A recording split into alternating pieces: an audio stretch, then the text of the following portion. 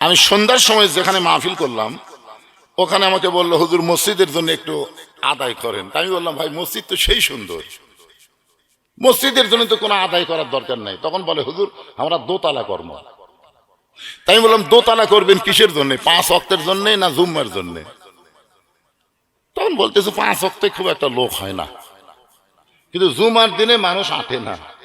আপনারা বলেন তো যে সালাত না পড়লে ঈমান থাকবে না সেটা কি 5 ওয়াক্ত নামাজ না জুম্মার নামাজ?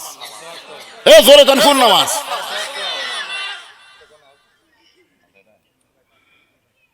বলা হচ্ছে ফজরে মুসল্লি কত হয়, এক কাতারে হয় না।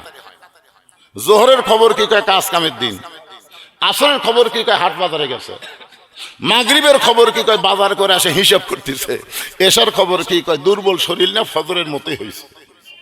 তো মসজিদের মধ্যে কয় কাতার, কয় 6 কাতার। তো এখন পর্যন্ত এক কাতারের মুসল্লি হয় না, তাহলে দোতলা করবা কেন? তখন বলে হুজুর ওই যে জুমার দিনে সবার শেষে আগে যায় ওই শালাকের জন্য দোতলা করা লাগবে।